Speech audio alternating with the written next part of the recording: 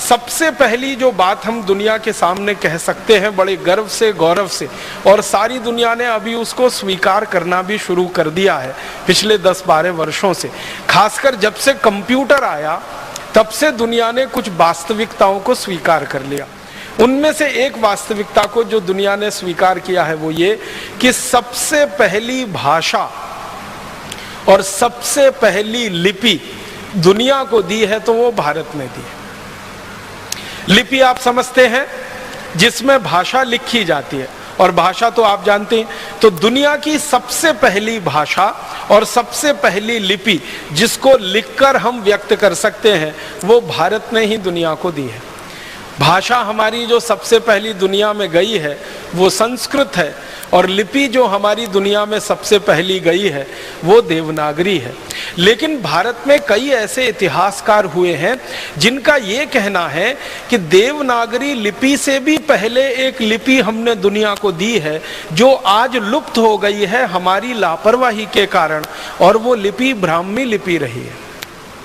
ब्राह्मी लिपि के बारे में सारी दुनिया के वैज्ञानिकों ने एक बात जो स्वीकार की है वो ये है कि ब्राह्मी लिपि उतनी ही पुरानी है जितना पुराना भारत है। और भारत के पुराने होने के बारे में परम पूजनीय स्वामी जी के मुंह से अभी आपने सुना, 1 अरब 96 करोड़ माने लगभग 2 अरब साल पहले का ये पूरा हमारा ब्रह्मांड है, प्रकृति है जिसमें भारत बसता है। लगभग उतनी ही पुरानी ब्राह्मी लिपि मानी जाती है। अब समस्या उत्पन्न ये हो गई है कि इतनी पुरानी ब्राह्मी लिपि को पढ़ने वाले और समझने वाले वैज्ञानिकों की संख्या अभी नहीं है। बहुत थोड़े वैज्ञानिक रहे हैं जो लिपि वैज्ञानिक माने जाते हैं, जो वो भाषा को पढ़कर उसका अर्थ समझा सकते हैं।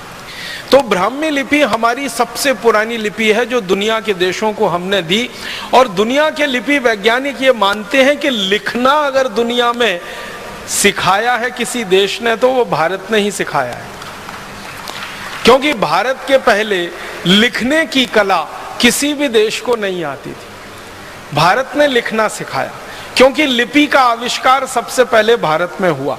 जब आपके पास लिपि होती है तभी आप लिख सकते हैं।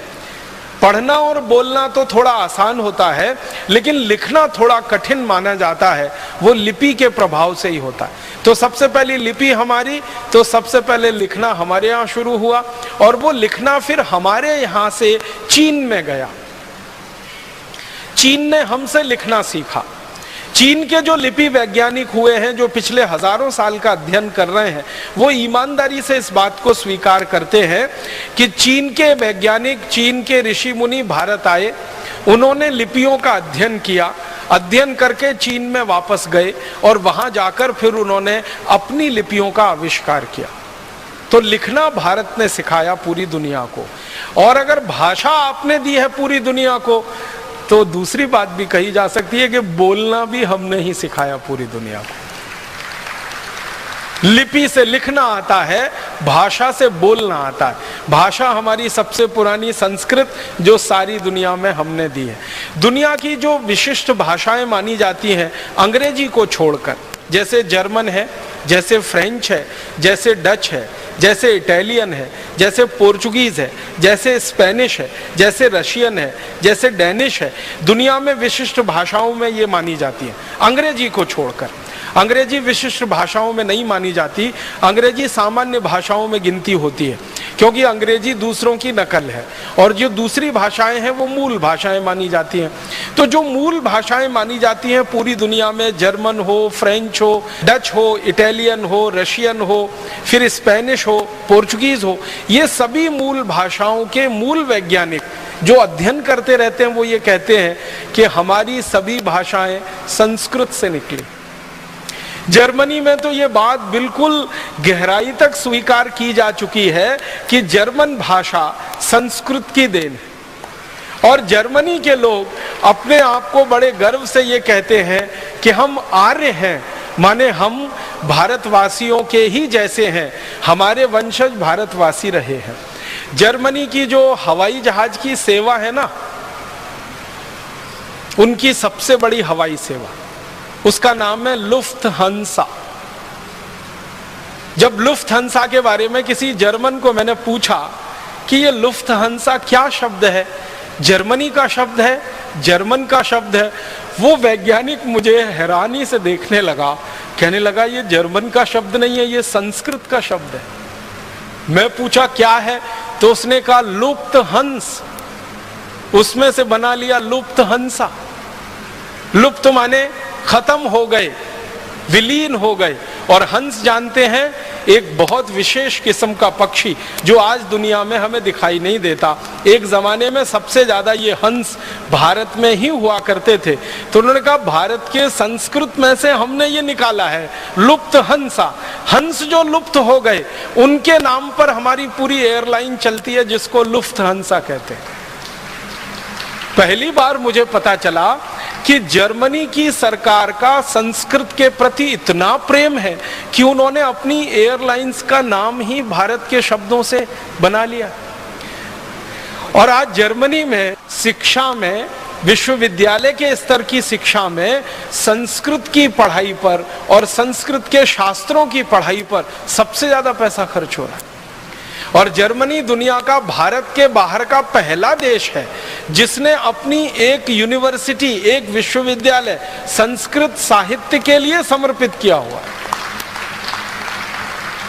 और जर्मनी दुनिया का वो पहला देश है जिसने भारत के बाहर भारत की विद्या को सीखने और सिखाने की परंपरा शुरू की है। हमारे जो महर्षि चरक हुए, जिन्होंने चिकित्सा व्यवस्था का सबसे पहला सिद्धांत और सारी विद्याएं दुनिया को सिखाई, चरक, उनके नाम पर जर्मनी की सरकार ने विभाग बनाया है, उसका नाम ही है चरकोलॉजी।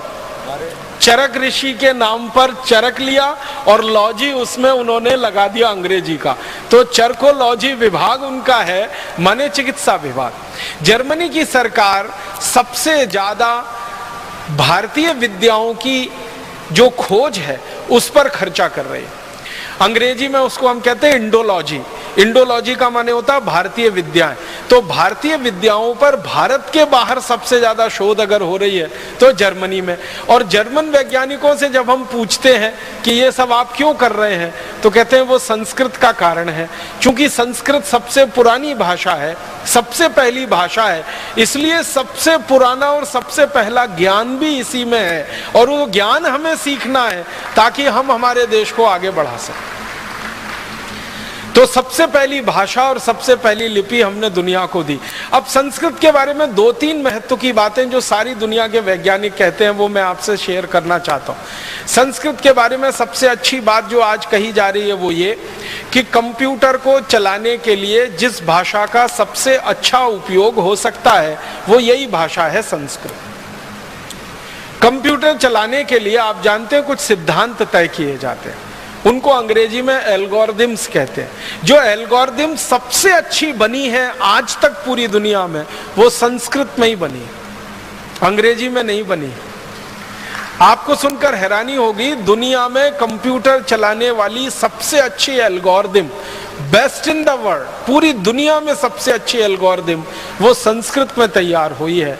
और थोड़े दिन में संस्कृत की वो एल्गोरिथम सारी दुनिया पे छा जाने वाली है। सब वैज्ञानिक इस बात को स्वीकार कर रहे हैं। कारण जानते हैं क्या? वो कहते हैं कि इस भाषा में दो चीजें बहुत महत्व की हैं जो दूसरी भाषाओं में नहीं मिलती।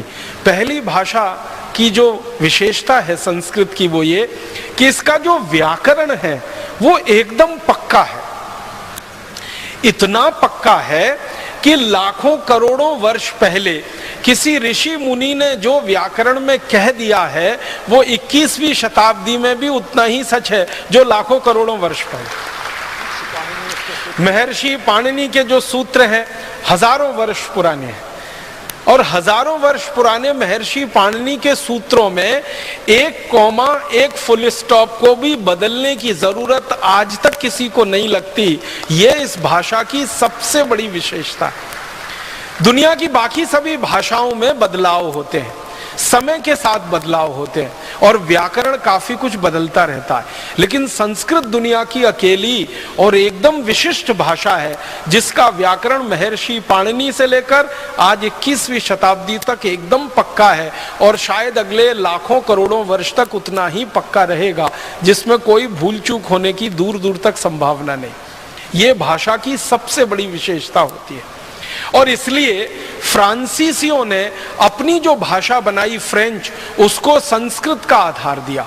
जर्मन लोगों ने जो अपनी भाषा बनाई जर्मन, उसको संस्कृत का आधार दिया। आप कभी फ्रेंच भाषा को या जर्मन भाषा को पढ़ने की कोशिश करेंगे तो वो बिल्कुल वैसी की वैसी है जैसे संस्कृत होती है। संस्कृत में धातु रूप होते हैं, शब्द रूप होते हैं, फ्रेंच में भी ऐसे ही होता है। और मैंने गिनना शुरू किया तो फ्रेंच, जर्मन, डेनिश और बहुत सारी भाषाओं की गिनती करते करते 56 ऐसी भाषाएं हैं जिनके शब्द रूप, धातु रूप लगभग संस्कृत जैसे हैं। बहुत मामूली सा अंतर है उनमें। और वो मामूली सा अंतर भी क्यों रखा गया? जब उन लोगों से बात होती है जिन्होंने इस भाषा पे काम किया, वो कहते हैं वो जानबूझ के रखा गया। मैं पूछता हूं क्यों, तो कहते हैं फिर तो पता ही नहीं चलेगा संस्कृत और हमें अंतर क्या है। तो हमने जानबूझ के कुछ अंतर छोड़ रखा है, शायद वो अंतर भी थोड़े दिन में खत्म हो सकता है। दूसरी सबसे बड़ी बात है जो सारी दुनिया के वैज्ञानिक अब स्वीकार करते हैं कि भारत की अकेली विशिष्ट भाषा संस्कृत है जिसके पास शब्दों का सबसे बड़ा भंडार। इतना बड़ा शब्द भंडार किसी भाषा में नहीं है जो संस्कृत भाषा के पास है। दुनिया की सबसे ज्यादा बोली जाने वाली भाषा जिसको हम अंग्रेजी कहते हैं या रशियन कहते हैं या जर्मन कहते हैं या फ्रेंच कहते हैं या डच, पोर्चुगीज, स्पेनिश कहते हैं, जिनको कहा जाता है या चाइनीज कहते हैं, इन सब भाषाओं से हजारों गुना ज्यादा शब्द संस्कृत में।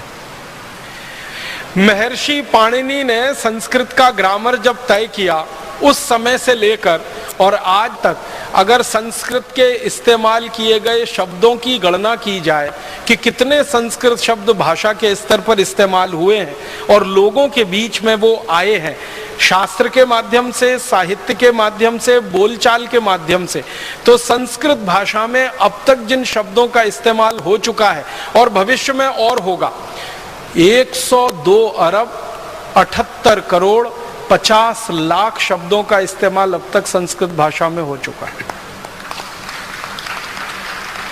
102 अरब 78 करोड़ 50 लाख इतने शब्दों का इस्तेमाल महर्षि पाणिनि के समय से लेकर और अभी तक हो चुका है। और संस्कृत के विद्वान कहते हैं कि अगर आज से अगले 100-200 साल की बात हम करें और इसी तरह से संस्कृत में काम चलता रहे तो इतने ही शब्दों का और इस्तेमाल अगले 100 से 200 वर्षों में हो चुका होगा।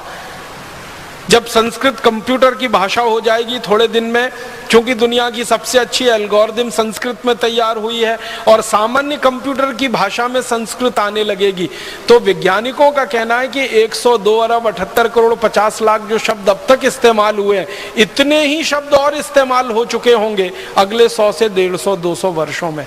माने दुनिया में किसी भाषा में इतना बड़ा शब्द भंडार होने की दूर दूर तक क्षमता नहीं है जो संस्कृत में। और संस्कृत भाषा के जो वैज्ञानिक हैं, जानकार हैं, वो ये कहते हैं अनंत शब्द भंडार।